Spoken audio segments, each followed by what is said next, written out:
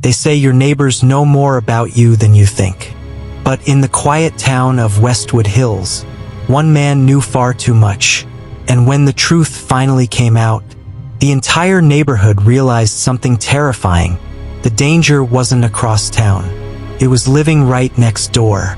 This is the story of the neighbor who knew too much. On a cold Tuesday evening, 32-year-old Emily Hart didn't show up for her shift at the clinic. Her phone went unanswered. Her car was still in the driveway. Her front door was locked. Nothing looked disturbed. She was simply gone. Police began questioning neighbors, hoping for any small clue.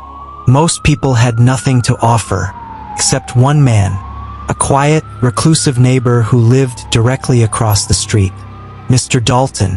When detectives knocked on his door, Dalton answered immediately, almost as if he had been waiting.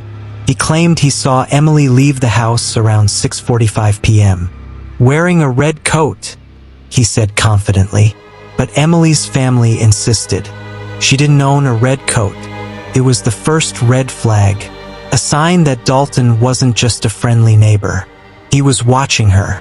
Over the next 24 hours, Dalton called the police twice, offering updates. He described Emily's routines, the times she left for work, the details of her visitors, information no neighbor should know. People in the community later admitted they rarely spoke to him, but he watched them, from his windows, from his porch, from the dark corners of the street.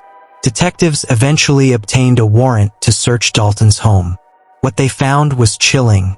A detailed notebook filled with observations about several neighbors, dates, times, hand-drawn sketches of homes. But Emily's section contained the most pages. And at the bottom of one entry, a disturbing line: "She is finally alone." When confronted with the notebook, Dalton's composure collapsed.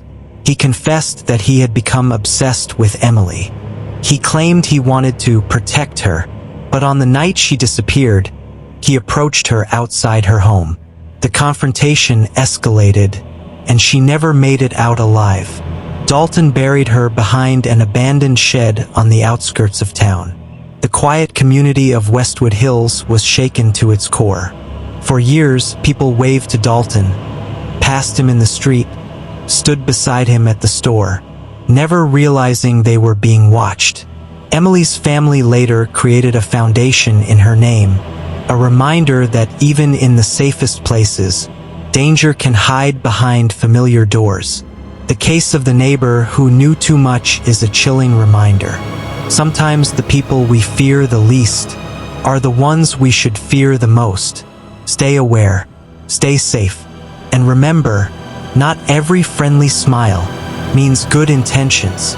Don't forget to like, subscribe, and turn the notification bell so you won't miss out on stories like this.